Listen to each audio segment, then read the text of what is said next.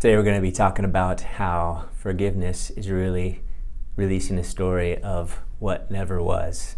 I remember hearing a story about a lady that went into a bathroom and she was waiting for a stall, and this nice lady came out of the stall and she said hi, and then she went into the stall to go to the bathroom, and the toilet seat was covered with water, and she's like, "That's disgusting. That nice old lady that came out peed all over the toilet seat." And she's like, "How does she even do that?" And then she thought in her mind, "Oh my gosh, that lady was a man and didn't even have the decency to wipe the seat."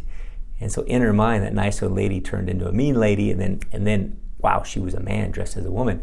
And so she cleaned the toilet, went to the bathroom, flushed the toilet, and then the toilet kind of exploded with water when she flushed it and made the seat all wet. And she was like, "Oh my gosh, I judged this lady so bad." And so in her mind, she went back to a nice old lady. And so the story kept revolving and creating this new reality for her of a nice lady, and then she turned into a mean, inconsiderate lady, then she turned into a man, and then she went back into a nice lady as the story evolved in her mind. And so this is us. All of the pain or anger or bitterness, frustration, annoyance that we experience just comes from the story that we're telling about these experiences that have no meaning until we put it on it. And the reality is we jail ourselves, and we put ourselves in bondage from these painful stories. And we become the one that's a prisoner, and we become the jailer. And keeping the stories true. This is just what happened. It has to be this way, you know. And we've all had bad things happen in our life, you know. With my parents getting divorced when I was 2, you know, there's a lot of painful memories for a long time for me, until I realized that, hey, they were doing the best they could. They were literally doing the best they could with the resources and the thinking and the beliefs that they had at the time. And that realization brought a lot of freedom for me. And so what are the stories that you have? Because the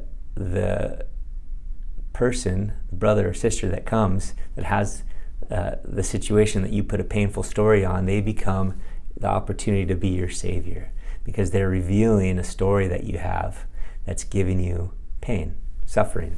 And so your opportunity then is to release your story, to be released from your prison that you put yourself in.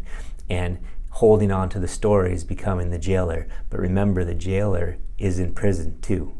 To be the jailer, to be the one that makes the story true, you have to be in prison. And so you're imprisoning yourself either way. You're the jailer, you're the prisoner. And so forgiveness is letting go of that story that never was, and adopting better beliefs that are more peaceful. You're making it up anyway, so adopt one that's more peaceful. They're doing the best they can. Everybody's doing the best they can with the thinking that they have, the resources that they have. They're doing the best they can.